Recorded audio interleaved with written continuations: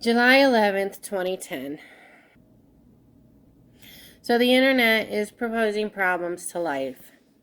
Jimmy removed me off his sites. Carrie's profile went to friends only. Apparently, I am unwanted, I guess. That's your right. It seems as if Jimmy hates his life with me because he is always displaying his unhappiness on the internet.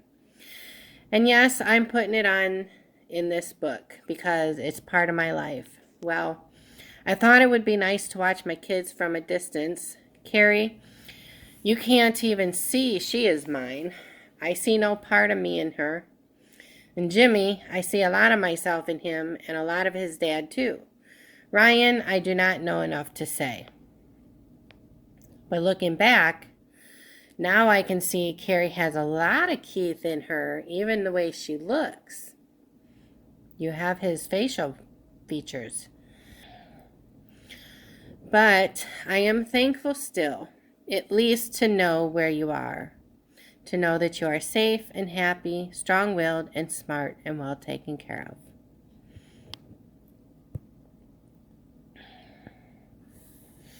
No matter how much or how mad I get mad at things I see, at least I get to see. And at least I have made it known that I still love you. I cannot make your choices for you. That is your right as a human being. Every day I wonder a lot about things and ask myself a lot.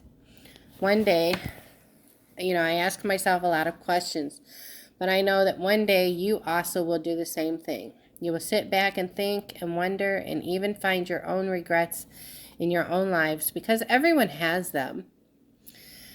And while you are thinking about your life and where you have lived and what you have experienced, I will creep into your thoughts. The only question that I have is, do you think that I loved you? And, at this point in time, here 11 years into reunion, 12 years, I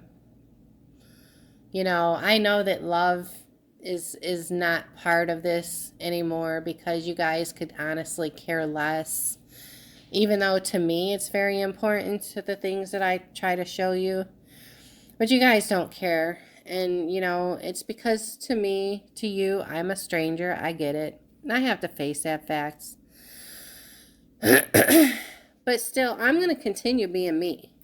And this is me. So you either want to read and listen and follow along and just hear the things I say, or you just ignore it. It stays on the internet and wanders into the abyss and never to be seen again. It is what it is.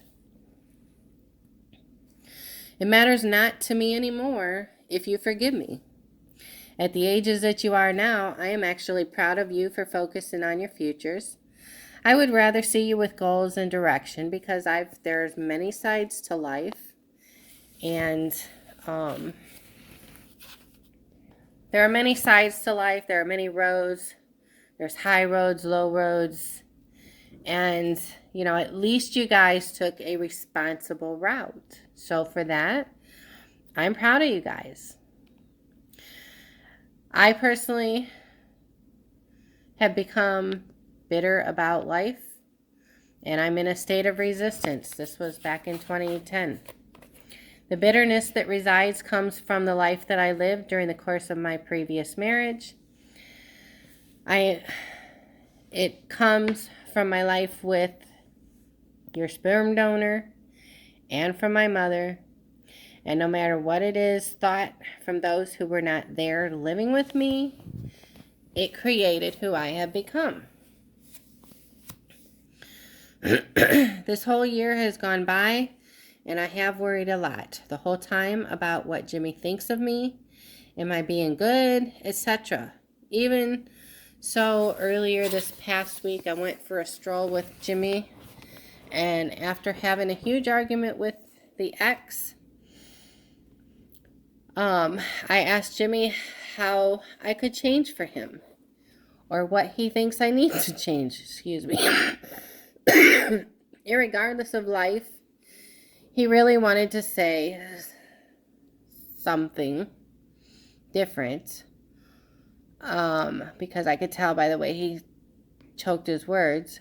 But he came out with my jealousy issues and quit bitching about it and just learned to let things go.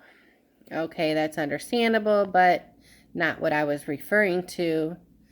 But in answer to that particular subject, I'm going to say again, once your eyes have been opened and you have been given an awareness that you never had nor wanted before, once that has occurred, you can never go back.